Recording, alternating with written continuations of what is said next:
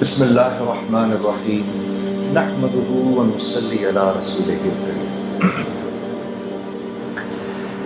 قابل احترام بھائیوں، دوستوں، بزرگوں،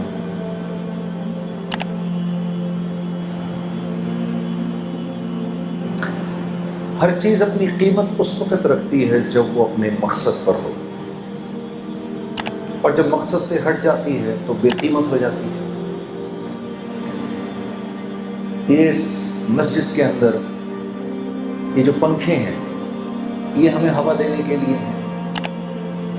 یہ جب تک ہمیں ہوا دیتے رہیں گے ہم ان کی صفائی بھی کرتے رہیں گے اور یہ مسجد کی زینت بھی بنے رہیں گے۔ یہ لائٹیں جب تک روشنی دیتی رہیں گی تو یہ صاف بھی کی جائیں گی اور مسجد جو کہ خدا کا گھر ہے اس کا حصہ بھی بنی رہے گی۔ لیکن جس دن یہ ہمیں ہوا دینا بند کر دیں گے یہ یہاں سے اتار کے باہر پھینک دیے جائیں گے اور ان کی قیمت کباڑیا لگائے گا اور یہ بے قیمت ہو جائیں گے۔ انسان کے بھی دنیا میں بھیجے جانے کا ایک مقصد ہے، یہ بے مقصد نہیں بھیجا گیا، اور اس مقصد کو اللہ رب العزت نے خود ہی بیان فرما دیا اور فرمایا، دیکھو وَمَا خَلَقْتُ الْجِنَّ وَالْإِنسَ إِلَّا لا الہ الا، نہیں کوئی معبود سوائے اللہ کے ہو ہی نہیں سکتا۔ بالکل اسی طریقے سے وَمَا خَلَقْتُ الْجِنَّ وَالْإِنسَ إِلَّا لِيَعْبُدُونَ، میرے بندے ہم نے تمہیں بنایا ہی نہیں کسی اور مقصد کے، ایک ہی مقصد ہے دنیا میں بھیجے جانے کا کہ تم ہمارے بن کے رہو، جو ہم کہیں اس کو پورا کرو، جو ہم کہیں وہ تمہاری زندگی کا مقصد ہو۔ اے اللہ من چاہی نہیں چلے گی، رب چاہی چلے گی۔ تو یہاں دنیا میں انسان صرف اس لیے بھیجا گیا ہے کہ یہ اللہ کی مان کے زندگی گزارے۔ دراصل اللہ کی منشا تو کچھ اور ہے، منشا تو اس سے بھی آگے کی ہے۔ میرے نبی آپ فرما دیجئے، ان صلاتی و نسکی و محیای و مماتی للہ رب العالمین، منشا تو یہ ہے۔ آپ ان سے کہہ دیں کہ آپ کی نماز، آپ کی قربانی، آپ کی زندگی کا مقصد، آپ کا جینا مرنا صرف اللہ کے لیے۔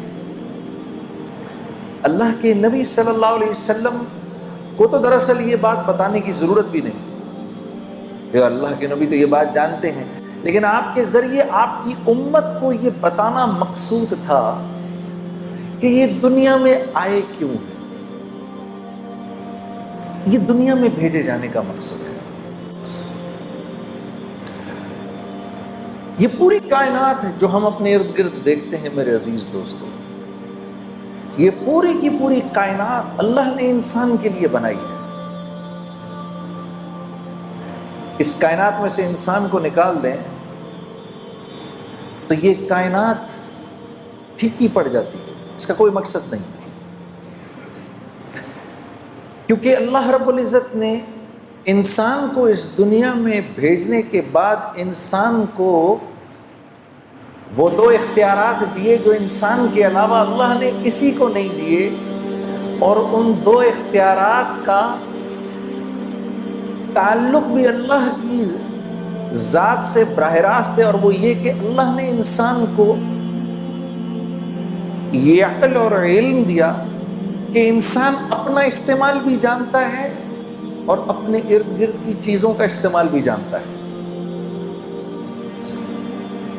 یہ جو بکری آپ دیکھتے ہیں، اس بکری کو نہیں پتا میرا کیا استعمال ہے، یہ نہیں جانتی، نہ اس کو یہ پتا ہے کہ مرغی کا کیا استعمال ہے۔ یہ جو گھوڑا آپ دیکھ رہے ہیں یہ اپنا استعمال نہیں جانتا، نہ یہ اونٹ کا استعمال جانتا ہے۔ اتنی بڑی ویل مچھلی یہ اپنا استعمال نہیں جانتی، نہ یہ ارد گرد کی چیزوں کا استعمال جانتی ہے۔ یہ سورج جو آپ دیکھ رہے ہیں کتنی بڑی مخلوق ہے، یہ اپنا استعمال نہیں جانتا، نہ ارد گرد کی چیزوں کا استعمال جانتا ہے۔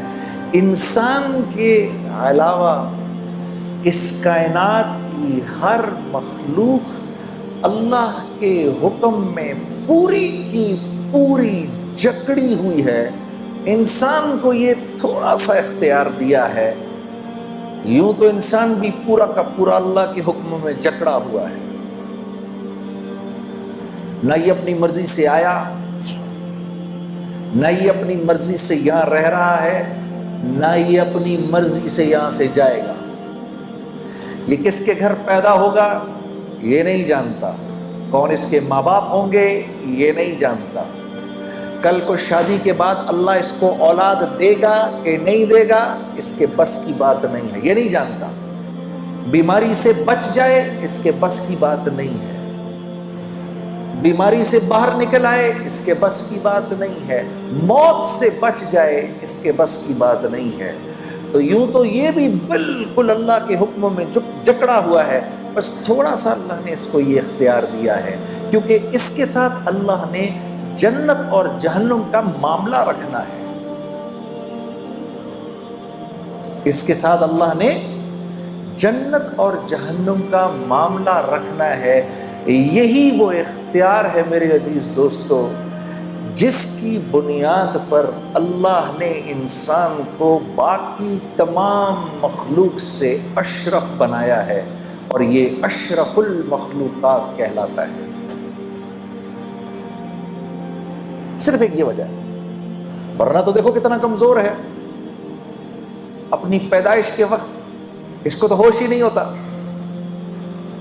اس کے برعکس مچھلی کا بچہ انڈے سے نکلتا ہے فوراً تیرنا شروع کر دیتا ہے، مرغی کا بچہ انڈے سے نکلتا ہے چلنا شروع کر دیتا ہے، بکری کا بچہ تھوڑی دیر میں کھڑا ہو جاتا ہے۔ یہ تو 6 سال تک ہوش پہ نہیں آتا۔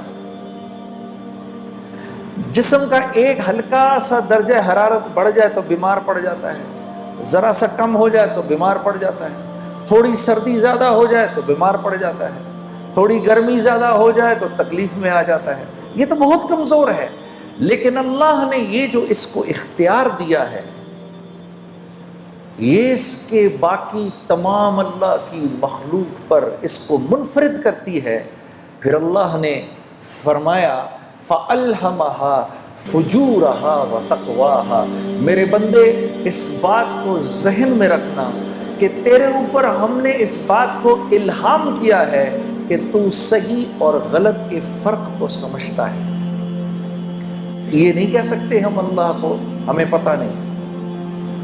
کچھ چیزیں ایسی ہیں جو انسان جانتا ہے۔ جھوٹ ہر معاشرے میں برا سمجھا جاتا ہے، وہ مسلمانوں کا معاشرہ ہو یا غیر مسلموں کا معاشرہ ہو، جھوٹ ہر جگہ برا سمجھا جاتا ہے، بے ایمانی ہر جگہ بری سمجھی جاتی ہے، خیانت ہر جگہ بری سمجھی جاتی ہے، ظلم ہر جگہ برا سمجھا جاتا ہے، قتل و غارت ہر جگہ برا سمجھا جاتا ہے۔ بالکل اسی طریقے سے ہر معاشرے میں سچ پسند کیا جاتا ہے، امانت داری کا مول ہے ہر معاشرے کے اندر، امن و امان ہر معاشرے کی چاہت اور پسند ہے، رحم دلی ہر معاشرے میں پسند کی جاتی ہے۔ تو اللہ فرما رہے ہیں فَأَلْهَمَهَا فُجُورَهَا وَتَقْوَاهَا، تجھے اتنا علم ہم نے دیا ہے، کل ہمیں نہیں کہنا، الہام کیا ہے، اور یہ کرنے سے پہلے اللہ نے 7 قسمیں کھائی ہیں میرے دوستوں۔ اللہ کو تو قسم کھانے کی ضرورت نہیں ہے، لیکن کیونکہ اللہ اپنے بندے کی فطرت کو پہچانتے ہیں، قسم کھائی ہے، 7 قسمیں کھائی ہیں، زمانے کی اور وقت کی قسم کھائی ہے، کیونکہ اللہ جانتے ہیں میرا بندہ وقت کی اس کے ہاں قیمت ہے۔ ہم نہیں کہتے میرے پاس وقت نہیں ہے، تو اللہ جانتے ہیں کہ وقت کی اس کے ہاں قیمت ہے، تو قسم کھائے وَالشَّمْسِ وَضُحَاهَا وَالْقَمَرِ إِذَا تَلَاهَا وَالنَّهَارِ إِذَا جَلَّاهَا وَاللَّيْلِ إِذَا يَغْشَاهَا وَالسَّمَاءِ وَمَا بَنَاهَا وَالْأَرْضِ وَمَا طَحَاهَا۔ 6 قسمیں تو وقت کی کھائیں کہ مجھے سورج کے نکلنے کی قسم، اور پھر چاند کی تمازت کی قسم، اور پھر دن کے اجالے کی قسم، اور پھر رات کے چھا جانے کی قسم، اور پھر اس رب کی قسم عجیب کہ جس نے آسمان کو بنایا اور تخلیق کیا، اور کیا ہی بات ہے اس رب کی، اس کی قسم کہ جس نے زمین کو بچھایا اور پھر ساتویں قسم آپ کی کھائی اور کہا میرے بندے مجھے تیری جان کی قسم، اور اس رب کی قسم جس نے یہ خوبصورت انسان بنایا ہے، فَأَلْهَمَهَا فُجُورَهَا وَتَقْوَاهَا۔ جو اختیار تجھے دیا ہے وہ کسی کو نہیں دیا۔